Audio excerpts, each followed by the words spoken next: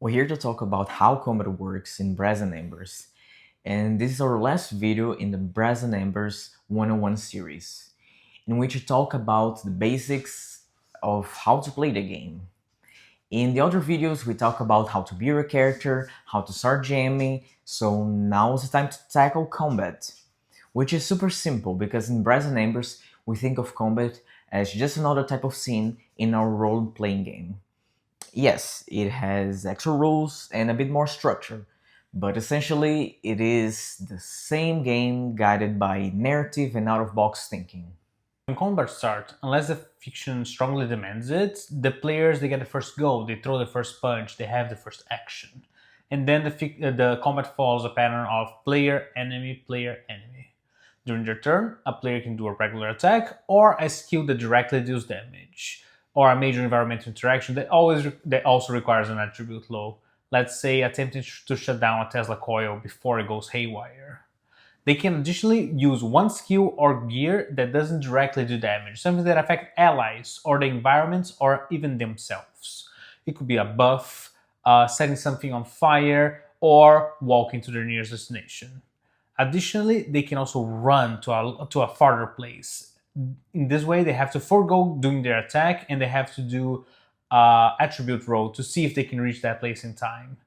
This should get players thinking outside of the box to set up enemies for their allies to strike, sowing chaos in the environment and bolstering ally spirits, or something similar. This way, a scene can become not only a tense confrontation, but it can become something more manageable that can be contained before it escalates into something worse. Enemies in Brass Embers are meant to be scary, but they're not meant to feel overwhelming and impossible. But every time you enter in a physical confrontation with someone or something, it is meant to be a conscious choice. Can we afford to do this? Is this something worth doing? And of course, when the characters are fighting for something bigger, something important, we want this answer to be yes. But just because a direct confrontation might be something you can't afford to do right now, it doesn't mean you should back down either. You can raise some hell and then run to fight another day. You can try to get what you want and then also disappear. You can do some guerrilla tactics and make your enemy's life hell. The important thing is that you keep fighting for what you believe even if it's hard. Your opponents can also synergize with each other. With commander type enemies, they're able to make their grunts hit harder. And the security type enemies, they're able to shield someone from damage.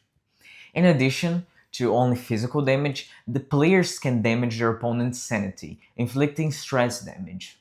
An opponent with high stress damage deal less damage, has a chance to miss their attacks more often, and to also hurt themselves instead of the players in a fit of rage. Or however else you want to flavor it, of course. Each enemy has a specific weakness that the players can try to exploit through a mixture of roleplay and combat mechanics. For this example, a socialite enemy has a weakness called Misspoke, in which they take damage to their sanity when they roll a 1 in whatever dice they're rolling. A way to capitalize on this would make them reroll more of their dice, so their chances of getting a 1 increases and they take self-damage. Or in a more role-focused way, a character with ingenuity could try speaking very fast, or with a few tongue twisters and goad the socialite into trying to keep up and getting that 1 in their dice. Another example could be a trained fighter. They have a weakness called Fragile Ego, which forces them to deal at least 2 damage to an enemy whenever they take a hit, or they receive stress damage to their ego. A more mechanical way to deal with it would be to use the knight's irrefutable challenge to make them not target the knight and combo that with a Rust Seeker's camera to make them blind and more prone to failing their attacks. Uh, in a more roleplay sense, you can also throw sand in their eyes to make them miss all their attacks. Yeah, let's just go over how would you create a new enemy or even an allied NPC using the Brass and Ember systems.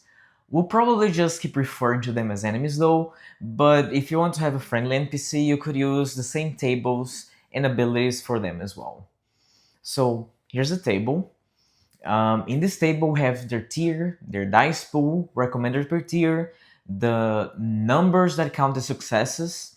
So in the case of tier 1 is 5 and 6, but for tier 2 it's 4, 5 and 6. How much damage a player receives per successful dice, and then we have the enemy's HP and their sanity. And the tags are either linked to enemy's type, or there's more tags linked that you can use to either strengthen the enemies, weaken them, or simply just give them a quirk if so you desire. The enemies receive damage in a threshold. So let us show you the threshold for both their HP and their sanity. Just like a normal check for other roles, the players describe what action they're attempting to do. They agree with the conductor about what is appropriate attribute for this role, and then they make the roll. So, Brass Embers encourages its players to think in a little more depth than just I punch or I shoot this guy. We're also thinking where and how. If you go for straight punch in the face, you'll be rolling for might. But a kick behind or in the side of the legs, you'll be rolling with precision, as you're aiming for a more specific and fragile spot. Shoving crates so they collapse on someone can get you rolling ingenuity or even savaging for an attack, and maybe an extra bonus your conductor is feeling particularly generous. Tanking an attack or impact and then turning that force back on the enemy could even be an endurance type of attack. What I'm trying to say here is that there are various ways to make this work.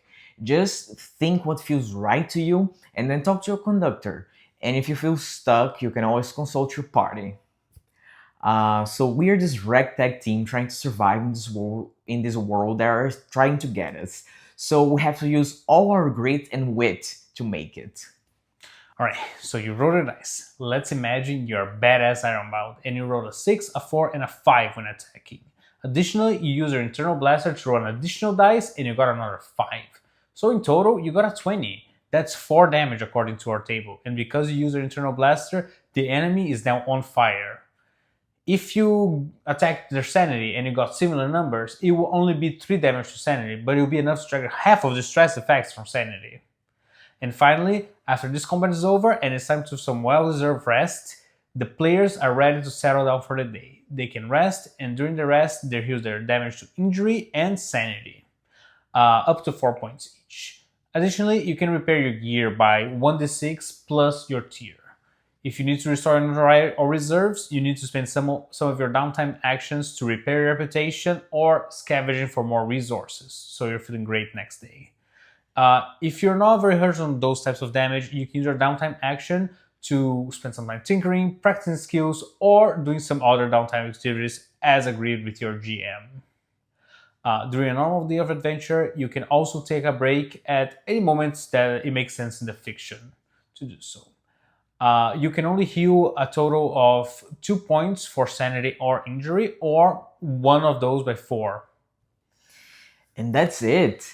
With this, you have officially all the basic information you need to play or GM Brass Embers. And look, just in time for our launch. Yes, we're going live this August, August 17, which is in a week. And I can't wait to see all of you there. Thank you for your support. And I can't wait to see Brass Embers in its full life form. Yeah, thanks for watching.